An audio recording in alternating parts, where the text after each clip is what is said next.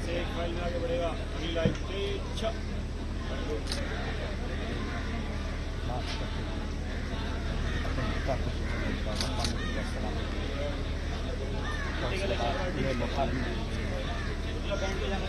अंतिम सफर पर अब मनोहर के साथ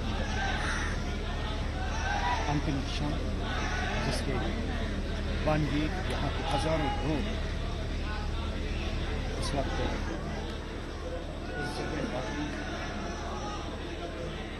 हिंदू धर्माप्रमाणे इथे मनोहर पर्रीकर यांच्या पार्थिवावर अंतिम संस्कार केले जात आहेत। त्यांच्या मुलाकडून उत्पल आणि अभिजात ही त्यांची 2 मुलं त्यांच्याकडून इथे मनोहर पर्रीकर यांना मुखाग्नी देण्यात आलेला आहे।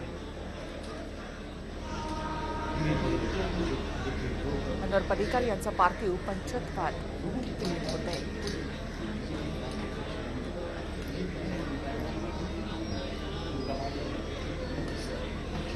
पाणावलेल्या डोळ्यांनी मनोहर पर्रीकर यांना सध्या इथे निरोप दिला जातोय।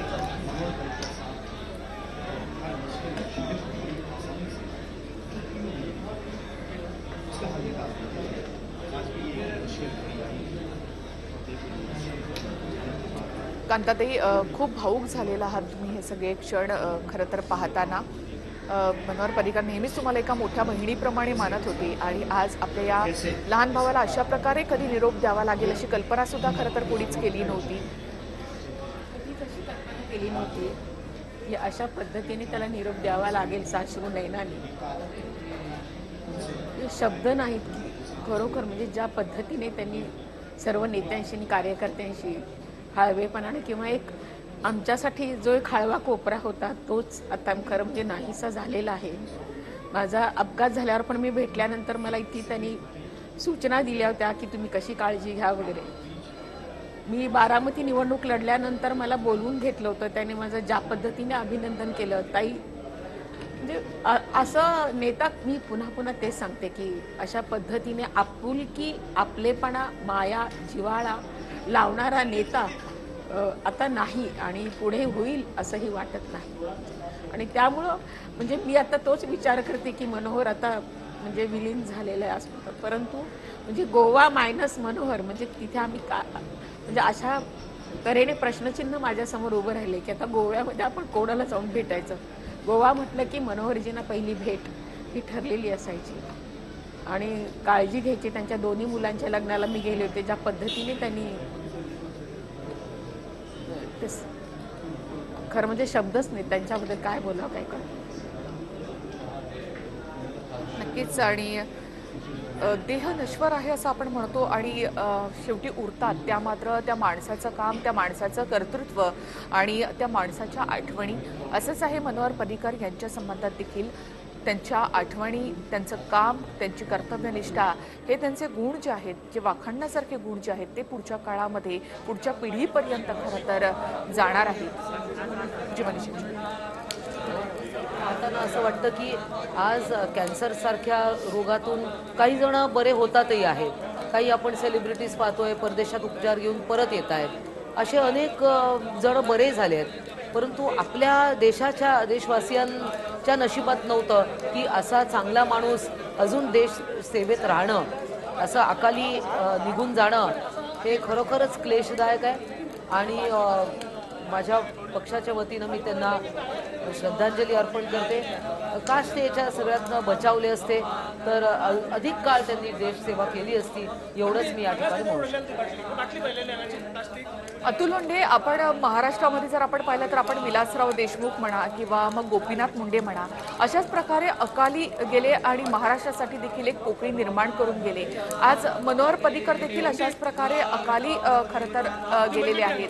आज त्यांचं पार्थिव पंचत्वात या ठिकाणी विलीन होतंय। जसं मी मगाशी म्हटलं की अजूनही आपण विलासराव देशमुखांच्या आठवणी जागवतो, त्यांची भाषणं नेहमी पाहतो किंवा मग गोपीनाथ मुंडे असोत, त्यांचं देखील अशाच प्रकारची भाषणं किंवा मग त्यांच्या आठवणी जागवल्या जातात। तशाच आठवणी मनोहर पर्रीकर यांच्याविषयी देखील जागवल्या जात आहेत।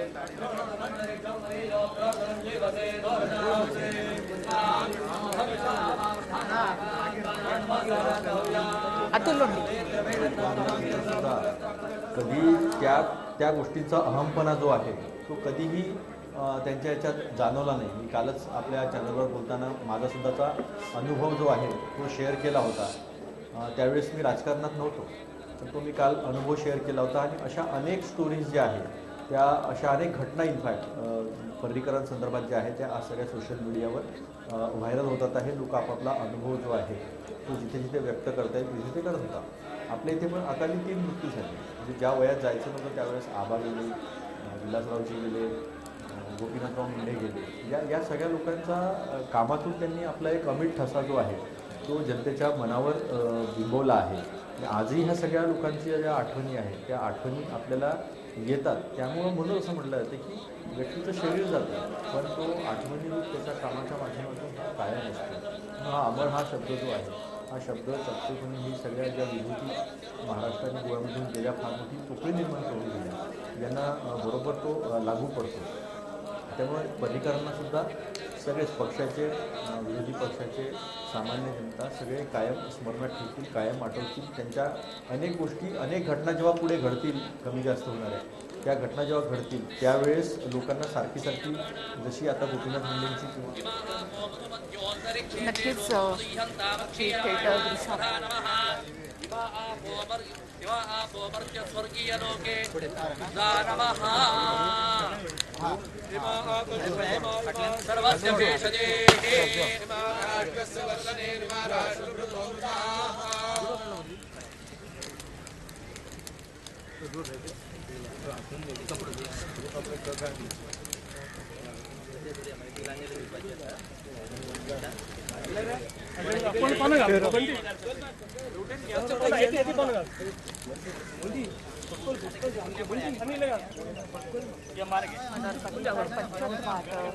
विलीन झालेले आहेत. पर्रीकर यांना त्यांच्या मुलांना इथे मुखाग्नी दिलेला आहे. उत्पल आणि अभिजात ही त्यांची 2 मुलं. संपूर्ण गोवाच आज पोकळी गोव्यामध्ये एक प्रकारे एक जाणवते. या ठिकाणी एक साधं सरळ व्यक्तिमत्व, एक साधं सरळ जीवन आज इथे असाधारण असं हे व्यक्तिमत्व खरं तर आज पंचत्वात विलीन. जय जय जय मातरम मातरम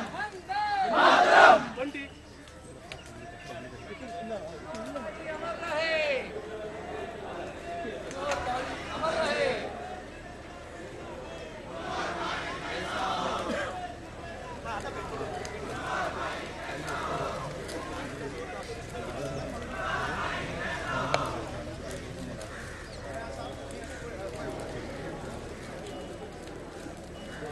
एका साध्या सरळ व्यक्तीचं असाधारण जीवन आज इथे पंचत्वात विलीन झालेलं आहे. पर्रीकरांना साश्रू नयनांनी अखेरचा निरोप इथे दिला गेलाय. मनोहर पर्रीकर अमर रहेच्या घोषणा या ठिकाणी दिल्या जात आहेत. मृत्यू हा अटळ आहे असं म्हटलं जातं, मात्र पर्रीकरांचं असं आकस्मिक जाणं हे प्रत्येकालाच खरं तर चटका लावून जाणार आहे. राजकारणामधलं एक सच्चरित्र, एक साधा सरळ माणूस हरपला अशीच भावना आज देशातल्या प्रत्येकाच्या मनात आहे. ज्या गोव्याच्या भूमीमध्ये पर्रीकर बहरले त्यांचं राजकारण या ठिकाणी बहरलं. एक साधा सरळ माणूस या ठिकाणी एक वेगळ्या कर्तव्याला जागला. राजकारणामध्ये ज्यानं एक उत्तुंग असं शिखरही गाठलं आणि एकदम साधी पण उच्च असे विचार या आपल्या पोझिशन व्यक्तिमत्व आणि त्यांच्या बंधनाची त्यांना गरज नव्हती.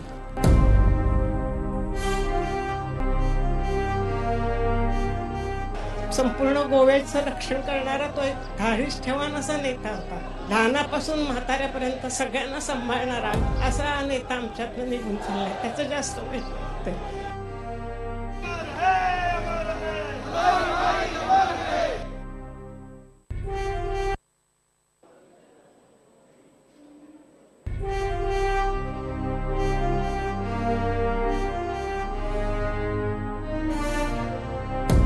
त्यांची राहणी एकदम साधी पण उच्च विचार होते. आपल्या पोझिशनची आणि त्यांच्या बंधनाची त्यांना गरज नव्हती.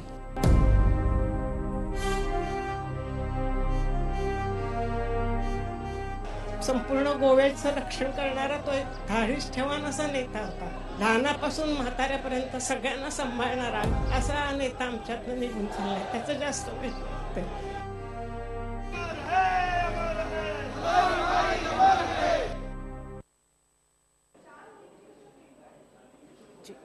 गिरीशजी, आज एक वेगळं असं हे व्यक्तिमत्व आज पंचत्वात विलीन झालेलं आहे. मनोहर पर्रीकर यांच्याविषयीच्या अनेक आठवणी पुढच्या काळामध्ये देखील जागवल्या जातील. पुढच्या पिढीपर्यंत त्यांचे अनेक किस्से खरं तर सांगितले जातील. त्यांच्या इमानदारीचे, कर्तव्यनिष्ठतेचे अनेक किस्से, साधेपणाचे अनेक किस्से यानंतर सांगितले जातील.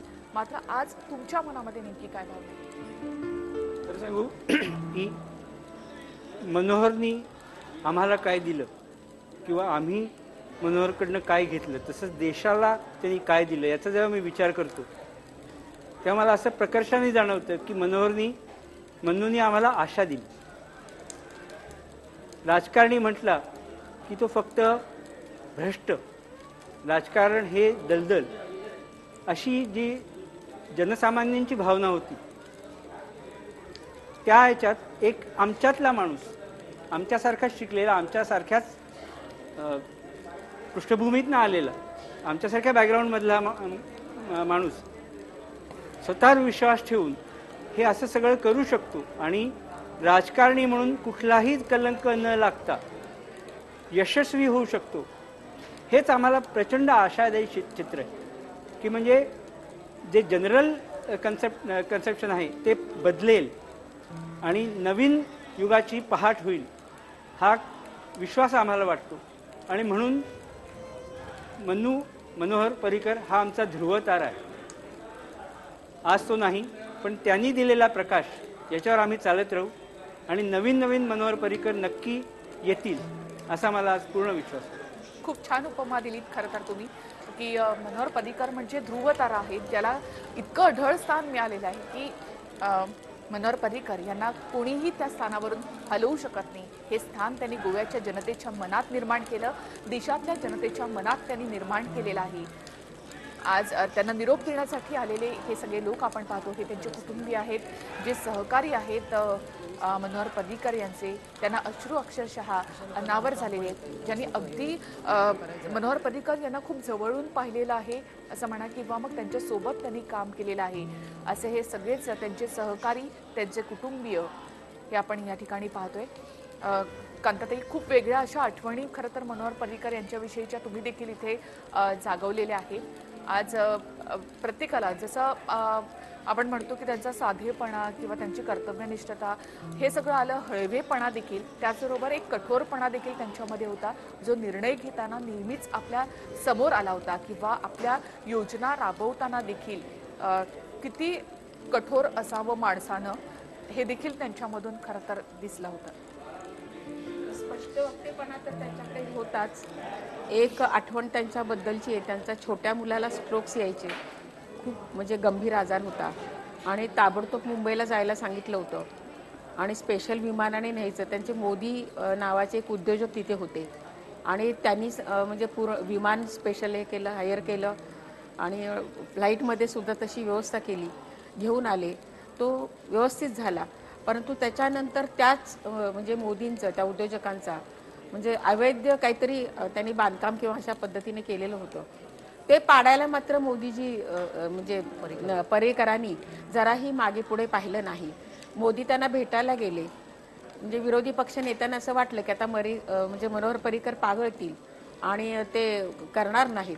परंतु त्यांनी सांगितलं की मित्र म्हणून तुम्ही मदत केली ती गोष्ट वेगळी, पण तुम्ही जर अशा प्रकारे म्हणजे जर काम करत असाल बेकायदेशीर तर त्याला माझ्याकडे माफी नाही आणि ते पूर्णपणे उद्ध्वस्त करायला त्यांनी सांगितलं होतं.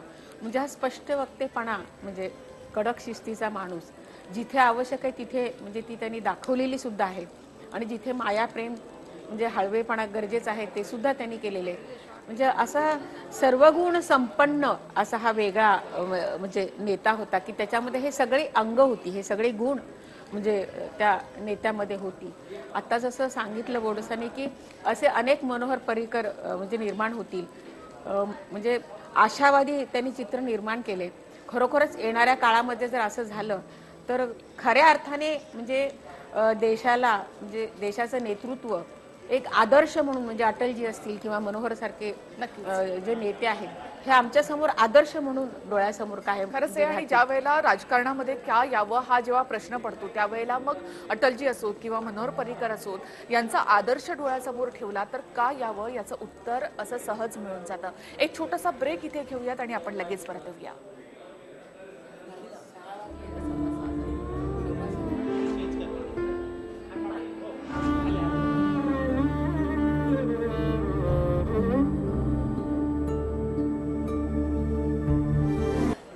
ही चारही दृश्य आपण या ठिकाणी पाहतोय. पर्रिकरांचा अंतिम प्रवास जो आहे तो इथून सुरू झाला होता आणि पर्रिकरांना सेना दलाकडून इथे अखेरची सलामी देखील देण्यात आलेली आहे.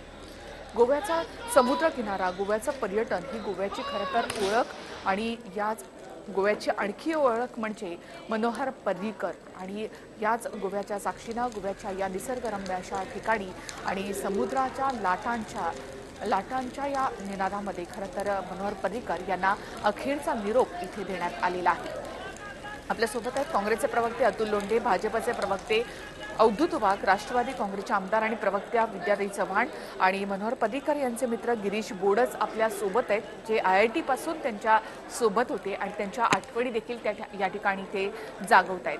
आपल्याबरोबर अवधूत वाघ आहेत. अवधूत वाघ, मनोहर पर्रिकर यांचं भाजपशी असलेलं नातं, त्यांचं RSSशी असलेलं नातं एक वेगळ्या प्रकारे होतं. आज अवधूत वाघ, काय वाटतं, मनोहर पर्रिकर पंचत्वात विलीन झाले? पु ल देशपांडेंच्या पत्नी सुनीता देशपांडे यांचं एक पुस्तक आहे मनोहर तरी.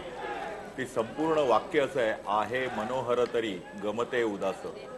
आज नाही मनोहर म्हणून गमते उदास अशी अवस्था आज भारतीय जनता पक्षाच्या कार्यकर्त्यांचीच नव्हे तर समस्त गोवेकरवासियांची आणि त्याप्रमाणे संपूर्ण या देशाची आहे.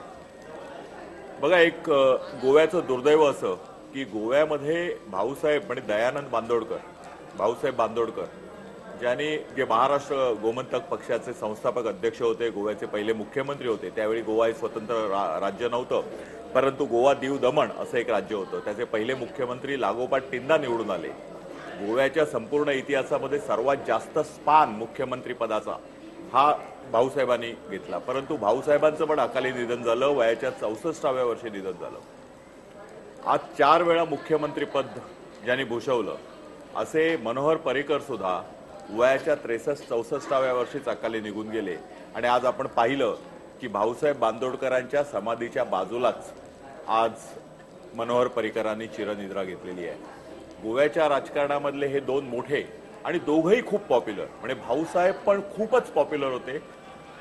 म्हणजे गोव्याच्या उत्तरेपासून दक्षिणेपर्यंतच्या टोकापर्यंत भाऊसाहेब म्हणजे दयानंद बांदोडकर यांनी स्वतःचा पक्ष स्थापून जवळजवळ 14 वर्ष राज्य केलं. आणखीन एक सिमिलॅरिटी आहे, भाऊसाहेब सुद्धा मुख्यमंत्री असतानाच त्यांचं निधन झालं आणि मनोहर पर्रिकर सुद्धा मुख्यमंत्री असतानाच निधन झालं. हा गोव्याच्या भाग्यामधला किंवा त्यांच्या नियतीमधला हा आणि बांदोडकरांच्या आणि पर्रिकरांच्या मधला एक समान दुवा आहे.